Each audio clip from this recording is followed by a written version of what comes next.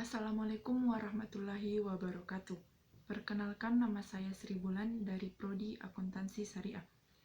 Kali ini saya akan membahas materi saya mengenai perbandingan pemikir Islam pada keuangan publik.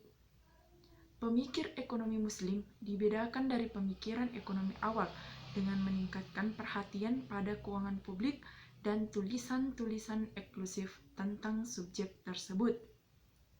Pada abad kedua, karya tentang perpajakan dalam Islam dan keuangan publik muncul untuk pertama kalinya.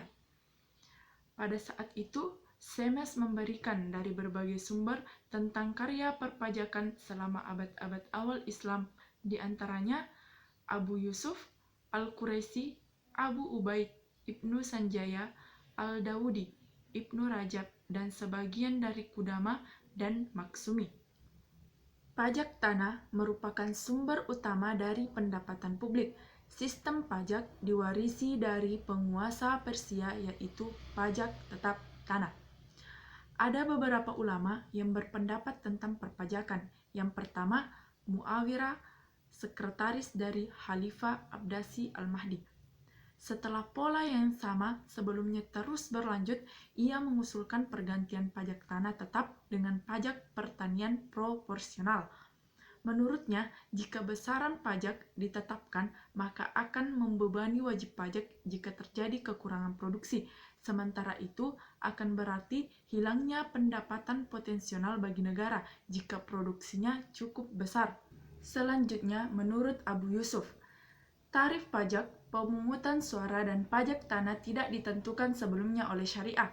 Mereka dapat berubah sesuai dengan kemampuan pembayaran pajak dan kondisi tanah. Lalu, lain halnya dengan Al-Ghazali. Dia lebih menganjurkan untuk melakukan observasi prinsip kepastian, manfaat, dan kemampuan untuk membayar pajak. Pendapat yang paling menonjol tentang pajak yaitu Ibnu Khaldun. Menurutnya, ketika pemerintah jujur dan ramah kepada rakyat, seperti yang terjadi pada awal dinasti, perpajakan akan menghasilkan pendapatan yang lebih besar dari penilaian yang kecil. Dalam ekonomi arus utama, penulisan eksklusif tentang keuangan publik dimulai sangat terlambat, dan aspek pengeluaran publik khususnya tetap diabaikan bahkan untuk waktu yang lebih lama. Bertentangan dengan hal ini, sebagaimana yang kita ketahui dalam tradisi Islam, penulisan tentang keuangan publik merupakan karya paling awal yang terkait dengan masalah ekonomi, di mana pengeluaran publik menempati posisi yang cukup besar.